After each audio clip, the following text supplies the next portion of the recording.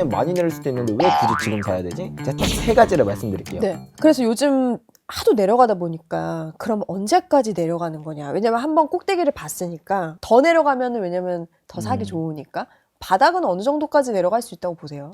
일단 일반적인 상황에서는 한 지금 정도의 하락은 딱 이 정도가 저점이에요. 그래요. 그러니까 4,000불 정도 찍는 이 순간 정도가 되게 저점이다 이렇게 볼 수가 있고 아마 이 뒤에는 뭐 큰 이변이 없다라고 한다면 조금 횡보하다가 다시 어떤 트리거가 나오면 상승하는 모습이 나타날 거라고 네. 이제 일반적인 상황을 대입해 봤을 땐 그렇게 예상을 할 수 있습니다.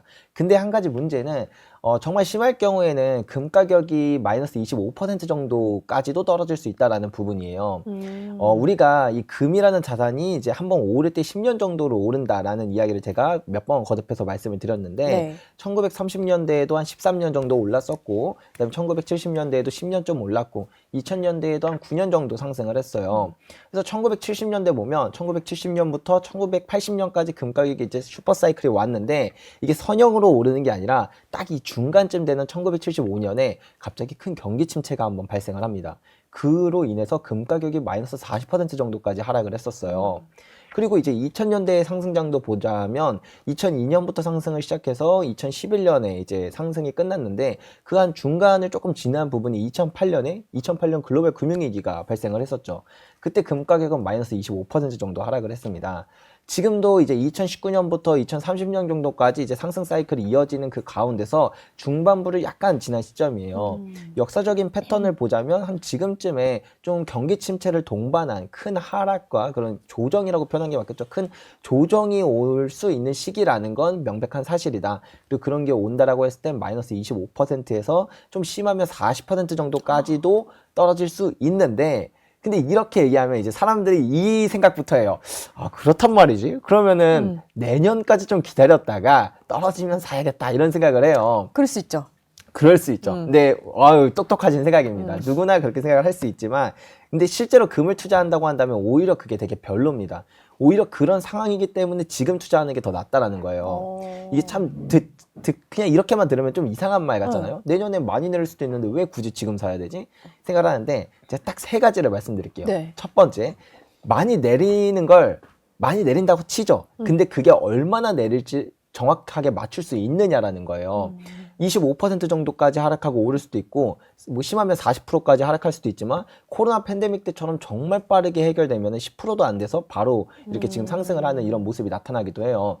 그러면 만약에 내가 예측을 너무 그러니까 예측을 하는 게 되게 어렵다는 거죠. 한 20% 정도 떨어지면은 그때 사야지라고 했는데 20%도 안 떨어지고 상승을 해버리면 나는 결국에는 이제 제대로 그러니까 지금 사는 가격보다도 더 비싼 가격에 사야 되는 일이 발생할 수도 있다.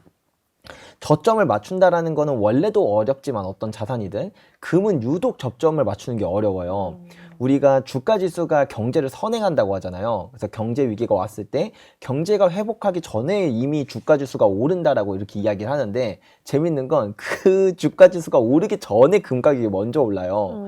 그러면은 경제를 예측하는 주가를 예측하는 금 가격을 예측해야 된다라는 거죠. 그러니까 그 저점을 예측하는 것 자체가 매우 어렵다.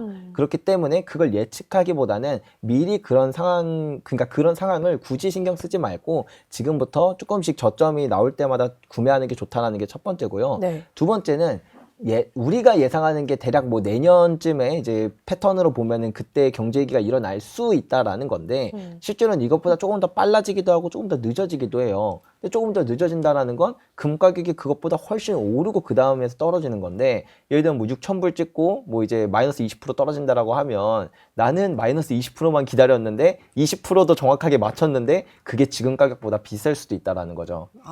네, 그래서 내가 그 시기가 정확하게 언제 올지를 맞출지 못한다고 한다면 오히려 그 조정이 온다라고 하더라도 더 큰 조정이 온다라고 하더라도 지금 가격보다 비쌀 수 있다. 그리고 이제 마지막 세 번째는 이게 가장 핵심인데 경제 위기가 왔어요. 그리고 내가 저점도 맞췄어요. 네. 시기도 맞추고 저점도 맞췄어요. 근데 웃긴 건 그때 내가 금을 사면 오히려 금을 더 비싸게 주고 사야 됩니다. 우리나라는 이제 환율의 영향을 받다 보니까 네. 국내 시세는 뭐 2008년 글로벌 금융위기나 IMF 같은 이런 외환위기 때 환율이 치솟으면서 국내 금 가격이 거의 2배 가까이 상승을 해요.